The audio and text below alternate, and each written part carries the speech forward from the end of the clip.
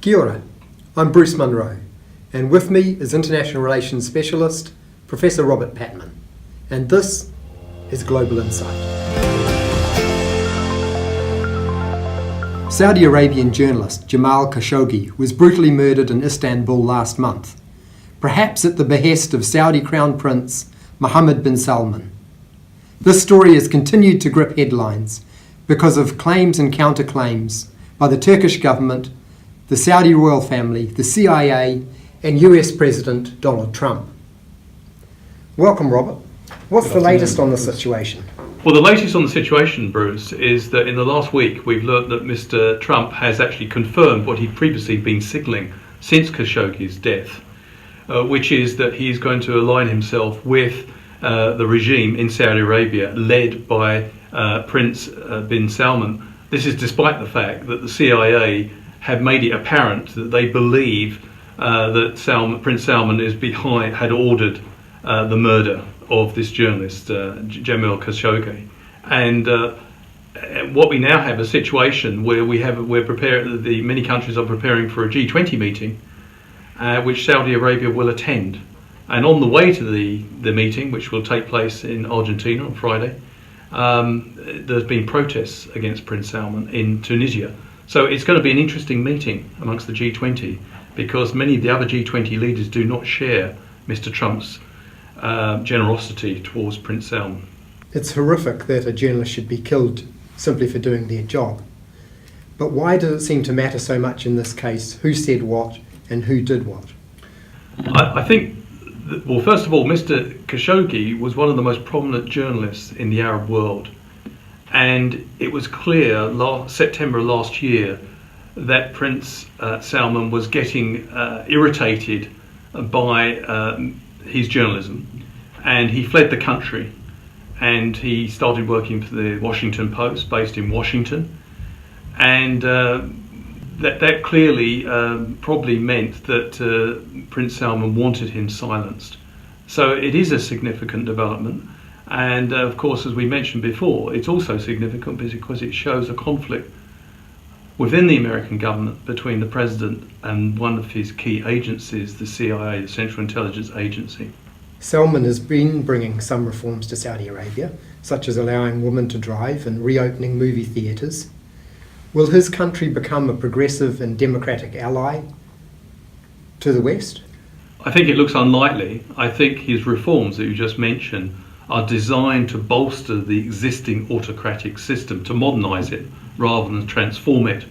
And what we've seen also that under Prince Salman is quite an assertive foreign policy in the Middle East, which has upset quite a lot of people in the region. The United States seems to believe that it needs to maintain a close friendship with Saudi Arabia at any cost. Why is that? And do you think their assessment is correct?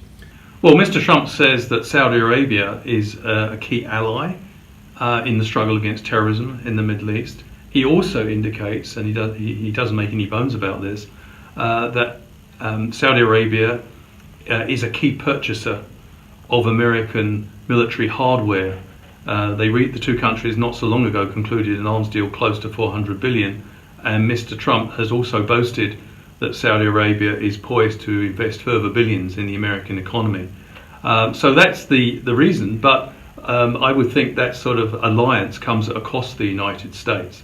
One of the big costs, of course, is that by apparently condoning this murder, Mr. Trump runs the risk of undermining diplomatic conventions. There's the International Convention concerning the security of individuals in diplomatic premises, but also undermining, if you like, a key American value concerning international human rights.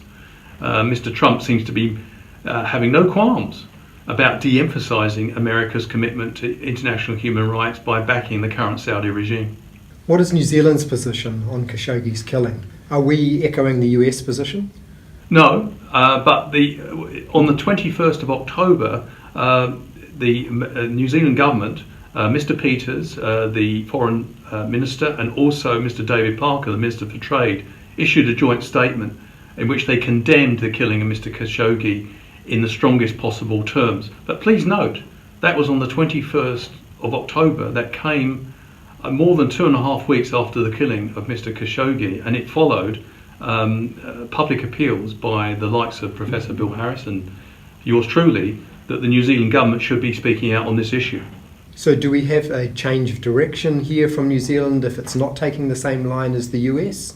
Or how do we evaluate what's going on? I think that remains to be seen, but I think the signs are hopeful. That I think the Jacinda Ardern's led government doesn't share the worldview of the Trump administration. I think it will probably look to coordinate its stance with other countries such as Canada and the EU countries, liberal democracies in other words. And I think New Zealand will be looking to differentiate itself from the Trump position. But I think it would probably prefer to be acting in a coordinated fashion rather than acting on its own, because it might feel it might be picked off if that was the case. Does it make any difference to anyone what New Zealand actually says? Should we even be bothering to have an opinion on things like this? I think absolutely yes. New Zealand is a minor power, but it finds itself in an interconnected world where its voice is listened to and respected. And New Zealand actually has a huge stake in making sure that Saudi Arabia, or its government, is brought to account for this appalling murder. After all, smaller countries like New Zealand have a big stake in an international rules-based order that works. We can't be tantamount or complicit in creating a world where dictators know it's safe for them to murder their opponents. Thank you, Robert, for your perceptive comments. And thank you for watching. Catch us next time on Global Insight. Ima salama.